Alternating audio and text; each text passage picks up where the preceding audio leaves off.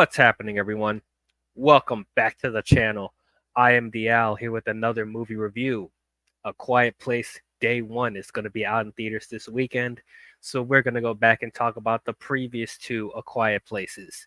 Let's not waste any more time. Let's talk about the original A Quiet Place that came out in 2018. So, I'm a fan of John Krasinski. I enjoy him quite a bit. Um, I wouldn't say that I've seen everything that he's been in. Probably the biggest thing that he's known for is his role in The Office, and I've never seen The Office. And I know that's very surprising to a lot of people because it's a very popular show, but I don't know. The Office kind of missed my radar when it first came out, but I'll probably check it out at some point. But there's been a couple of movie roles that he's been in that I enjoyed him in, and he's pretty good. He has charisma. He's a good-looking dude. He does pretty well with action scenes, especially seeing some of his stuff in Jack Ryan. So yeah, I really like him as an actor. I'm a really big fan of his wife, Emily Blunt. And what else can you say about Emily Blunt that hasn't already been said? She's a great actress. I've seen her in the majority of things, and yeah, overall, I love Emily.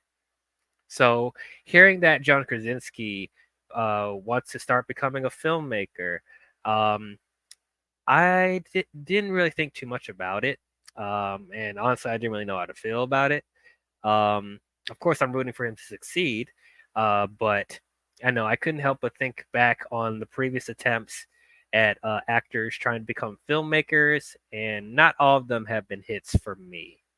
But I was interested to see what he was going to do with his film, especially hearing what type of genre he wanted to tackle. He wanted to do like a sci-fi horror film, and I was interested to see what he was going to do with that. It reminds me of Jordan Peele coming off of the Key and Peele comedy sketches.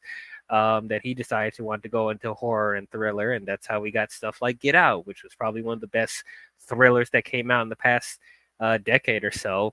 And I enjoyed what he did with Us and Nope, but not quite as good as Get Out. But yeah, just didn't expect for him to have that type of range. And a similar thing with John Krasinski. So I'm very fascinated to see how he was going to tackle this, especially because of hearing the premise, what the premise of the movie was going to be.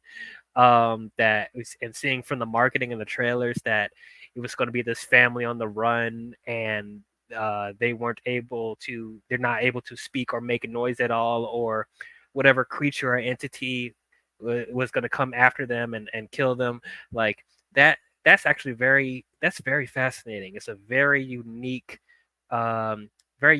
concept for a horror and thriller film. So I definitely was interested to see this. I did see this opening weekend, and I am happy to say that I love this film. I think it's absolutely great. John Krasinski did his thing with this movie. What an excellent directorial debut. And this end up being one of my favorite sci-fi horror films of all time. It's really that good. Um, and yeah, rewatching it for this review, I still feel the same. It's such a great film. One of the biggest takeaways I can get from this movie is once again how unique the concept is. Like with a lot of like horror films today, they all of them really feel the same. They go through similar tropes and stuff like that. And not to say that The Quiet Place is like doesn't like not saying that the entire movie is like 100% original, but just like the overall conflict of the movie, it's something that I haven't really seen in a horror film. As far as once again, like this movie is relying on not speaking for the majority of the film, no talking. Of course, there is dialogue being given through sign language and stuff like that, and expressions on the characters' faces. But like, it's very brave today to have a film rely on not speaking and using sign language and stuff like that. This almost could be considered a silent film. There's only like a couple of parts where you do hear people talk, but I definitely commend the film's bravery for wanting to go that route, because not everybody would be able to resonate with stuff like that. So John Krasinski, I thought, did a good job directing the actors, and just directing the scenes. And what was really good in this film was the sense of urgency and the tension and the suspense. Like, given the fact that, whatever this creature is, that they're able to come after them at any moment if they make any type of sound. Like that already helps to build the suspense and tension in the film. And you already are like, you're on the edge of your seat the whole time, hoping that, nothing sets off anything, or an actor or a character accidentally, says something that they shouldn't and causes the monster to come after them. What I also appreciate with this film when it was coming out is that with the trailers and marketing, they did not spoil what the creature looked like. Because a lot of trailers today want to spoil the good parts of the film or spoil what the aliens look like or what the monsters look like. I'm glad with this film they kept it mysterious until you actually saw it in the theater. So definitely helped to emphasize the sense of mystery and of the unknown, which I thought was very very well done. As far as the characters in here, I thought all the characters were really good in this movie. John Krasinski and Emily Blunt, they were great in this film. Definitely love the husband and wife dynamic in here, and it feels much more genuine because they are husband and wife in real life. So, so I thought all that was very very good. Um, and just like how they're trying to keep the family together and try to they try to keep the optimism with the family given all the circumstances that they're going through. And just seeing them both as a unit, you know, trying to support their kids and making sure that they have the resources that they need, and and them trying to adapt to the environment that they're in now, like trying to make new equipment or just where they live, and like figuring out how they cook and how they bathe, how they hunt, and all that stuff, having to do all of that without making noises. I thought all that was very, very interesting to watch. It was very fascinating to see how they were able to adjust to what was going on. As far as the kids, Millicent Simmons as Regan, I thought she was very, very good. She's a deaf character in here, and the actress is actually deaf in real life. So I once again am happy that they're able to utilize deaf characters into the story very, very well. There seem to be a lot of great examples of that as of late, so I'm glad that they're continuing that today.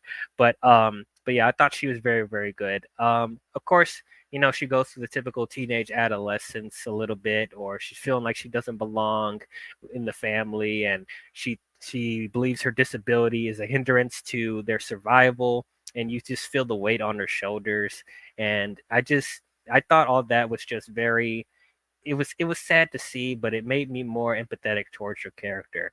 And I could see where certain people will look at her and find her as annoying, especially with her being like insubordinate to her parents sometimes, or getting frustrated very easily. But this is one of those situations where I understand why she feels the way she does. It doesn't feel like it's coming off like for no reason. Like she's in a stressful situation. She feels like her disability will get her killed, and whenever her father is trying to make a hearing aid for her, like it doesn't work, and she gets frustrated with that.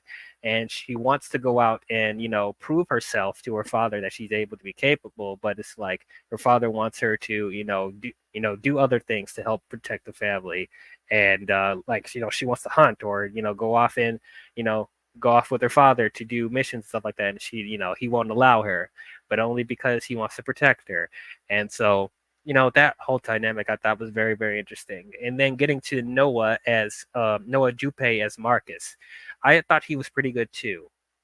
Now he seems to be the most cowardice of the four in the family. Like he seems to be the most scared of what's going on, and I found him kind of compelling too, because he eventually has to go through an arc of bravery.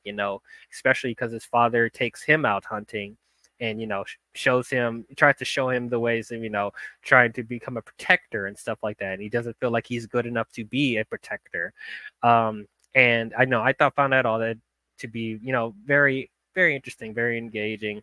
Because like you expecting that the brother or the son would be the strongest of the of the two, but it's like seeing that he even has issues with like trying to, find his confidence and like, be courageous and stuff like that. I thought that stuff was done very, very well. Um, as far as the design of the creatures, when you eventually do see them in the movie, I think it's a really cool design. I really do like it. Um, there is some things with the design that does feel familiar to other like monsters and aliens in older films, but I thought, the design was effective with how they're, utilizing the film. They still were very creepy. They had unique um um anatomies and stuff like that with their, with their heads and the way they walk and their anatomy. I thought that stuff was pretty cool. And they came off very creepy and very scary. So they were very effective monsters. And once again, I'm glad that they did not spoil the design of the creatures before the movie came out. But yeah, just overall, just like I really loved how they used tension and suspense in here, as I said earlier, because it's just like anything anything that makes noise could like, set them off and come after them. And they actually found a clever way to defeat the monsters in here, which I did not expect. So all that was done very well. But yeah, overall, this was a great film. Yeah, definitely one of the better sci-fi horror films out there. Um, yeah, John Krasinski did an amazing job directing this movie. This being his directorial debut, he definitely left his mark. The performances are great. John Krasinski, Emily Blunt were amazing in here. The two kids were really good as well. Love the family dynamic. Love the sense of danger and tension. Set pieces were done really good.